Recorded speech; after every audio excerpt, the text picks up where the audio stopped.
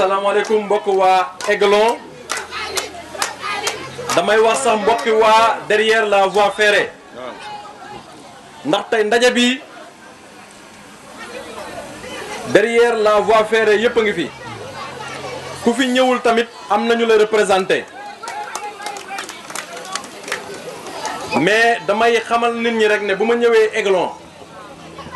wala Aynina Fall dama fi war a ñëw ndax bu ma xoolee nii jubal ba nii rek sama kër maam mu ngi foofu muy sama waajuru yaay foofu la dëkk boo tàllalee ba nii ba ci tëli ba sama yaay foofu la yaroo kër maam Souadou Cissé maamam nekkoon yaayam nekkoon maam Fatou Koté nga xam ne ñu bëri bu ñu jóge woon Mali ñëw installé wu wala nga jóge feneen ñëw di dal fii moom moo lay dalal ba nga am dalukaay mu door la bàyyi mu ngi décédé à l'âge de 121 ans ñu bëri xam nañ ko ndax da daan toog sax di nettali Lat Joor ba muy bañ raay bi yëpp daka fekke donc mu ngi décédé en 67 donc pour wane ne Aiglon fii sama benn chéri mu ngi dëkkoon fii Mariam Li yal na yàlla yërëm ko tamit njaag mi di sama nijaay moom tamit mais bu ma ñëwee ci sama biiri bokk laa ñëw kon de façon générale di sant Awa Diallo bi nga xam ne tey moom moo organisé fii Awa bi ñu gisante waatee mooy le 8 mars ndax 8 mars dama ne jigéen ñi vous êtes à l'honneur ma ne waa Aiglon sama koñ sori na te dañ fay def yendu waa cité ñax waa cité Pilo waa Mbambara ak waa Malamine Senghor daje foofu ñu defal leen yendu mu nekk yendu débat nu ngeen ko tudde woon sax jokkoo débat lañ ko tudde woon ñu def ko mu doon conférence bu neex waa Aiglon comme dafa sori ñu defal leen fi aussi benn yendu dajale jigéen ñi ci biir ndaje boobu ma def fa den benn crochet daal di fay gisanteeg sama jigéen Awa Diallo ñoo bokkoon école primaire mu ne man de bi ma déggee Pape Alioune Diallo dama xam ne yow la donc gëj dañu gisee depuis école primaire gannaaw loolu nag comme dañoo toll ci accélérer la cadence ci la ñu accélérer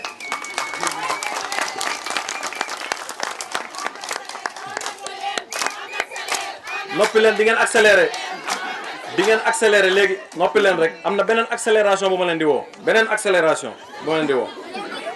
depuis lors def naa fi ay rencontre yu bëri fii ci biir Aiglon groupement de femmes yi fi nekk fii ci Aiglon jëme ko booru casino ba jëme ko booru kër jaxate ci booru mairie ba ci digg bi fii ah bu dee groupement de femmes des na bi nga xam ne ñëwuñu fa jox leen financement bëriwul bu dee ñëwaguñ ci ñoom aussi danañ yegsi loolu bu ñu ko defee xam nga mooy lan mooy que ne mooy li may wax démb biir kër sëriñ Ablaye Yaxya ñu def fa ndaje bu mag dañoo bëgg a suqaliwaat Thiès suñu yaay Karo Fall ñu ngi koy nuyu au passage moom aussi gëj naa ko gis depuis 96 yàlla def tey ñu dajawaat ci ndaje bi ma bëgg ci lool muy intellectuel de haut niveau bi mu waxee léegi li ma intéressé intellectuel de haut niveau boo gisee tey jii mu wax li ko intéressé mooy luy suqali gox bi parce que gox bi li koy suqali ay doomam ñoo ko mën a suqali parce que élection locale la ñu wax mais comme je le dis toujours on est devant une mairie qui traîne trois handicaps l'insouciance laay wax doublé d'une indifférence et triplé d'une incompétence. C'est ça notre mairie aujourd'hui. Et bu fekkee ne xam naa ne ba ci ñële ñu benn mairie bi nga xam ne dañu am ay handicap yi nga xam ne dañu koy traîner ñu wan leen ne ay doomu Thiès ñoo ko joxoon ay doomu Thiès te ay doomu Thiès mën nañ ko nanguwaat ci ay doomu Thiès jox ko ci ay yeneen doomu Thiès yi nga xam ne ñoo gën a xarañ te ci loolu la ñuy jëm parce que aujourd'hui bu ngeen xoolee comme je l'ai dit hier Idrissa Seck il conjuguait toujours au singulier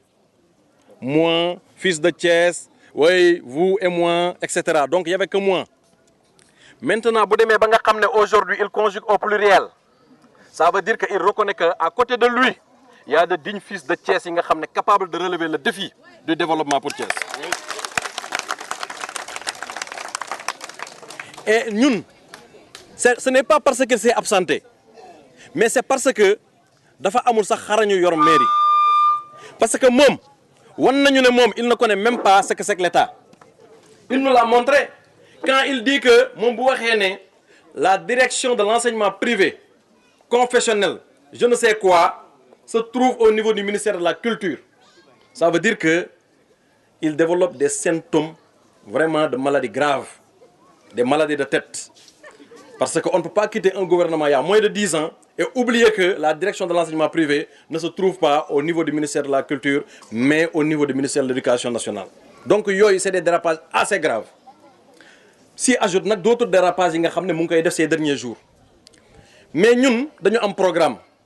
suñu programme ni ñu ko tëralee mooy suñu campagne dañ koy def sur la base de bilan defuñu ko sur la base de promesse li ñu def ba pare la ñuy wax ma ci profité di nuyu club des mamans bu école maternelle les Aiglons ñi fi teew tey di remercier également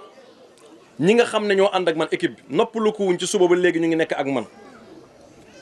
te koo ci gis ñoom bu ma leen ne woon tey ji ñu ko newaat porte à porte lañ koy def man Dakar laa jógee ñëw bu ma leen xoolee sax damay ruus parce que engagement bi ñu jël ñoom dañoo bëgg a changer seen dëkk suba ba léegi ñu ngi ànd ci naaj bu tàng bi di dox porte à porte di wax ñu voter la coalition Benno Bokk Yaakaar ndax mooy coalition bi nga xam ne c'est la coalition la plus sûre aujourd'hui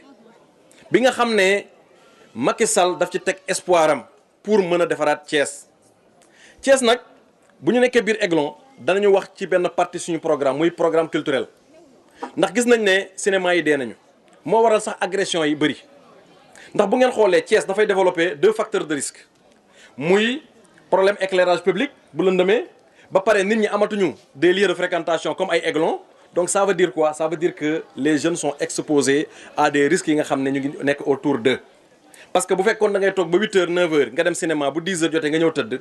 loolu doo dugg ci yenn dérapage mais yooyu dafa fekk ne amatul mais ñun ci suñu programme am nañu ay programme de développement culturel surtout ci gox gi nga xam ne da nga mel ne Aiglon Aiglon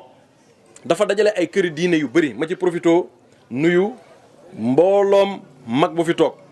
ak mbooloom këri diine bi nga xam ne mënuñu faa yegg aussi ñu ngi leen di nuyu ndax Aiglon regorge véritablement de familles religieuses de renommée vraiment waxuma sax nationale mais internationale ay kër yu mag ñoo fi nekkoon donc vraiment yooyu mën nañ ko mettre à profit ba nga xam ne dana permettre dëkk bi mu dundaat bu fekkee ne tey jii dañu organiser foire des grandes familles religieuses ñi dëkkoon Aiglon yëpp dëkk Dakar dëkk ci àdduna bi pendant un week-end ñu ñëw fii ci koñ bi ñu visiter waat les familles religieuses visiter waat les histoires nit ñi waxtaan ci mais yooyu dafay développer waat dëkk bi parce que jaaykatu café yeeg jaaykatu taabal yi ñëpp danañ ci mën a doon mu nekk gàmm gu mag parce que dootul doon gàmm tarixa mais day nekk gàmmu ñëpp ciy gis seen bopp tarixa yëpp ciy gis seen bopp parce que Aiglon dafa am valeur culturelle yu demee noonu ndax centre culturel bi mu ngi nii aussi Léopold Sédar Senghor mais à quelle manifestation culturelle l'a-t-on utilisé je ne sais pas donc on est devant une mairie qui n'a pas de programme culturel ñun nag am na léegi maa ngi wax énergie courant bi daal di dem ñun bu ñu jëlee mairie bi man de personnellement en tant que candidat à la mairie te maa ngi ñaan yàlla mu jox ma mairie bi man bu ma jëlee mairie bi incha allah am naa benn programme énergétique bi nga xam ne mën nañ ko développer en collaboration avec l'État central ndax bu ñu créé wul sax université municipale de l'énergie ndax boo demee ci benn dëkk da ngay jël point faible bi nga transformer ko en point fort jël opportunité bi mooy lan manqué nañu énergie mais am nañu benn point fort point faible bi mooy manqué nañu énergie mais point fort bi mooy am nañu soleil bi am nañu du vent mais comment on peut l'utiliser naka lañ ko mën a utiliser man bien que ingénieur la mais sama formation de base mooy physique chimie laa jàng université ba licence xam naa benn affaire mooy que ne les énergies renouvelables mën nañ ko utiliser même à partir de la première et de la deuxième année de l'université loolu xam naa ko élève bu amee bac rek nga jël ko ne ko yow xoolal dootoo def dara yow léegi énergie renouvelable rek ngay def renouvelable rek bu ñu ko jëlee ñuy jël tous les ans ci benn faculté bi nga xam ne mën nañ ko def sax en collaboration ak université bi nekk fii ñu ne leen ñun municipalité dañuy leb ci banque bu ñu lebee ci banque ñun ñooy préfinancé faculté boobu jël ay doomi Thiès ñi nga xam ne ñooy jànge ci ñaari lycée yi ñu ne ñi fi génn nañ ci jël 200 ñun ñoo leen di jox bourse ñu leb xaalis c'est un investissement maa ngi ñëw ñu jël leen ñu jox leen ñu mettre leen dans de bonnes conditions première deuxième année on a des techniciens supérieurs yi nga xam ne kii ñuy importer les plaquettes photovoltaïques yi nga xam ne moom la ñu importer ñoom mën nañ ko defar fii sur place bu boobaa dootuñu ko importer non seulement mu nekk emploi pour ñoom mais ñun nag léegi maintenant ñu def business ak état ne ko état yow tu as des problèmes pour offrir de l'énergie à tout le Sénégal ñun on a fabriqué du matériel pour produire de l'énergie ñun dañ koy jaayaat Sénélec mais lu ñu koy jaayaat Sénélec ci la ñuy fay banque bi nga xam ne moom la ñu fayoon pour créer cette faculté pour créer ces emplois là te li ñuy jaay à l'état aussi ci la ñuy fay salaire ñi nga xam ne génn nañ ci école yooyu donc du coup Thiès courant dootu fi coupé te dootul fay parce que bu boobaa mairie baa ngi bëgg a dee ak facture électricité bu boobaa mairie non seulement dootul fay facture électricité mën na recruter des gens à la place donc loolu ci keesu mairie lay dugaat mais également ñuy jaay énergie donc loolu boo ko gisee toujours rek xalaat la di toog nan lay mën a développer sama askan. du ngeen dégg na man li may wax nii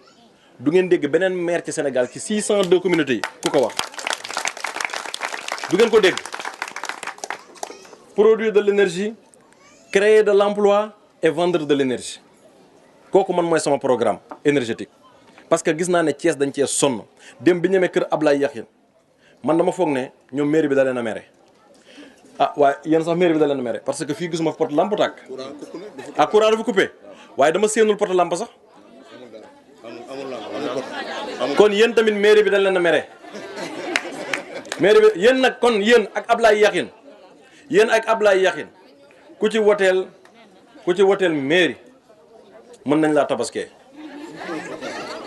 waaw ndax xool leen fii cat ba cat doo gis fu tàkk alors que ñun bi ñu nekk xale di ñëw cinéma Egon dañ fi daan ñëw en sécurité man personnellement ça je l'ai vécu dama daan ñëw cinéma en Adama dañ daan ñëw tous les samedis ñun ñëpp ñu ngi nii tous les samedis suñu kër lañ daan déparé ñëw seetaan cinéma amoon na suñu benn xarit bi nga xam ne Mauritanie la jóge woon Badou bi mu jógee Mauritanie mu ñëw ñam benn yoon cinéma ñu ànd ak ñëw suñu kër ñu demandoo cinéma en groupe dellu si waat mu ne désormais tous les samedis c'est comme ça moom lañ koy tooñe ba léegi mais boobu temps ñun ay xale lañ ñu ngi def CM2 te dañ daan dox en toute sécurité jóge cité Balabé ñëw ba Aiglon seetaan film delluwaat mais léegi 27 ans après Thiès delluwaat ginnaaw ba 1960 mais ça veut dire que on a une mairie bi nga xam ne respecté wuñu seen yoon nekkul ci population yi donc ñun loolu bu ñu jugee ci ñaari programme yooyu dinañ ci jàppale Aiglon muy l'énergie ak la promotion des valeurs culturelles te bu ngeen gisee toujours bu ma demee ci benn endroit du ma wax lépp wala li may wax du nuroog li ma waxoon feneen c'est parce que dafa am lu ma waxoon le soir du 26 mars 2012 ci rajo Sud FM mu ngeen ko dégluwaat man boobu laa commencé di préparer municipalité mooy bi ñu falee Macky le 25 le président Macky le lendemain bi may def sama veille électorale ci laa commencé wax loolu ne on va prendre en charge les préoccupations de Thiès suivant les spécificités de chaque endroit donc lii problème mu Balabé du problème mu Aiglon boo naree jël na Thiès dama fay def 100 poto lampe nga diviser ce qu'on appelle la division arithmétique ngeen damay diviser par nombre de quartiers am na quartiers yi nga xam ne soxlawuñ ko donc nga jox ko quartiers yi nga xam ne moo ko soxla moo gën donc c'est pour cela que on dit que on va prendre en charge les préoccupations des populations suivant leurs spécificités suivant les catégories également sociales noonu lañ koy defee di leen wax ne xel dal na bi nga xamee ne président Macky Sall jël na nguur gi ndax mu ngi def ay jéego yu am solo jëm ci social bu ngeen xoolee tey jii salariés yi ku waxal yàlla xam na ne bi Macky Sall ñëwee ñu baissé impôt bi am na lu yokk sa salaire ça c'est un man de boobu nekkaguma directeur de cabinet waaye am na lu yokk woon sama salaire lu bëri ma yëg ko ça c'est un deuxièmement ku am loolu ñu daal di lay wàññil le loyer nga nekk ci location mais léegi mu yegg 100 000 francs de du dëgg mais kooku salaire la loolu bu ko yokkee dafay dem ci kër yi lay dugg directement ci kër yi lay dugg directement mu wàññi lan wàññi ce qu'on appelle la corruption wàññi njuuj njaaj ko wax nañ ko fi également def couverture médicale universelle def bourse familiale man sama chef de quartier dafa may woo souvent ne ma vraiment njëriñ la Papa Gueye dafa may woo ne ma njëriñ la mu ne parce que ñi ma koy jox dama leen man sama bopp maa leen di encouragé ne leen foog ngeen votel Macky ndax wax dëgg yàlla c'est des familles démunies yi nga xam ne mënoo ko yaakaar Macky Sall daal di leen jox loolu am na ñi nga xam ne xeeb nañ ko naan loolu dafa tuuti mais am na ñi nga xam ne xeebuñu ko buñ ko amee mën na leen fajal dara donc loolu dafa fekk ne président jéego yooyu yëpp mu ngi ciy dox ñun aussi dans le domaine des infrastructures bu ngeen xoolee l'entretien du réseau routier ñu ngi koy def ñu ngi tafaat yenn tali yi ñu ngi koy def donc am na tali yi nga xam ne ña ngi ko daan def mais corniche rek lañ ko daan def ñu koy gis ñu rafet ñu naan le Sénégal en route vers le sommet mais le sommet c'était à Dakar aujourd'hui président Macky Sall dafa jël pour corriger ce qu'on appelle les disparités régionales mooy que ne dëkk bu nekk war nga am say piste rurale parce que piste yooyu bi ñu ko defaree moom mooy ñëw embranchement ci yenn route yi pour que ñi nga xam ne ñu ngi produire du lait fi ñu nekk mën di indi soow bi ba ci tëli bi ak avec les pistes rurales daal di koy indi vers les zones de grande consommation mën koo jaay mu bañ a am ce qu'on appelle la mévente donc yooyu yëpp président Macky Sall mu ngi koy def tey jii di tegaat dëkk bi ci yoon ñu ngi fi nekk nag dëkku chemin de fer aussi la ñu nekk président Macky Sall jël na 2012 joxe na 1 milliard 982 millions chemin de fer tegaat ci ren jii joxe waat na 1 milliard 400 millions loolu boo ko tegalee ça fait plus de 3 milliards yi nga xam ne ci 2 ans def na ko ci biir chemin de fer bien que effort yi des na parce que chemin de fer pendant des années quand même dafa am li nga xam ne mu ngi doon yàqu mais léegi état bi mu ngi ciy jéem a defaat loxoom bu baax a baax pour mën ko reprendre ba nga xam ne am na ay projet chemin de fer yi nga xam ne bu juddoo ak chinois yi ak ñeneen danañu gis ay emplois yu judduwaat biir Thiès donc Thiès dana reprendre ni mu meloon parce que bu ngeen xoolee Ndar moo nekkoon capitale Sénégal mais Ndar tey ji bokk na ci dëkk yi gën a dellu ginnaaw pourquoi parce que Ndar dafa imposé wul boppam bu ngeen xoolee aujourd'hui Diamniadio mu ngi ñëw aéroport Ndiass mu ngi ñëw ñun ñoo war a jël traduire ces points là en opportunité ñun Thiès ñoo war a jug liggéey léegi def ce pourquoi nit di jógee Diass pour ñëw dëkk ci Thiès foog ñu neexal Thiès loolu nag lan lay doon mooy mairie bi mooy travailler waat mairie bi fi nekk bu travailler waatee ñun bu ñu fi ne ñëwee danañu auditer foncier bi tonton Ndiack wax na ko léegi parce que yaa ma neex rek ma jox la terrain ah non dafa yomb trop danañu nangu suuf yi danañ ko nangu gis ngeen moo tax ma ne leen xam nga sànq da ngeen ne on accélère am na leneen lu ñuy accélérer on va accélérer la cadence pour le départ de Idrissa Seck léegi sax loolu la ñuy def léegi ñu tuddee ko AK10 accélérer la cadence pour le départ de Idrissa Seck AK10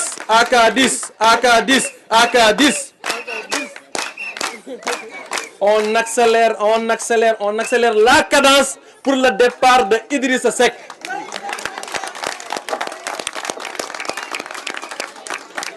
parce que bu demee rek ñun suuf si la ñuy njëkk a nangu def fa ay école am na benn partenaire bu ñëw li ma leen di wax nii am na partenaire bi nga xam ne du ma tudd turam nag bu ñëw dossier mu ngi ci pipeline maanaam dossier bi du ma ne pipeline sax dossier mu ngi ci circuit bi depuis des années mu ñëw jox ma ko maa ngi ànd ak ku ñu naan Issa Faye am naa ci ay preuves mu jox ma mu ne ma kii c'est un projet de plusieurs milliards école laa fi bëgg a def bu am internat am lépp Thiès moo ciy bénéficié wu nit ñi nañ ci liggéey moo nar a doon école bu gën a mag ci biir Sénégal day am primaire ba lycée ay partenaires mais xam nga lañ laaj mairie suuf fuñ ko def boobu ba léegi amuñu sax ku leen répondre benn jour man jël naa affaire bi dem ba ci kenn ci nga xam ne ci kilifa mairie bi la fekkuma ko këram ma woo ko téléphone ni ko dossier bi da ngeen ko topp mu ne xam naa dossier bi waaye nag xam nga ñoom waxuñu ma ci lu leer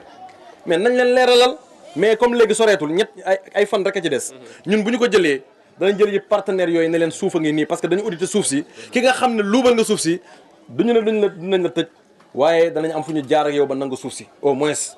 ngeen jox ñu suufu zone industrielle pour que industrie yi également yi nga xam dañu bëgg a implanté wu à Thiès mën a ñeme implanté wu à Thiès parce que ku bëgg a ñëw implanté sa industrie à Thiès ci biir ville bi nga koy introduire ci biir kër yi nga koy def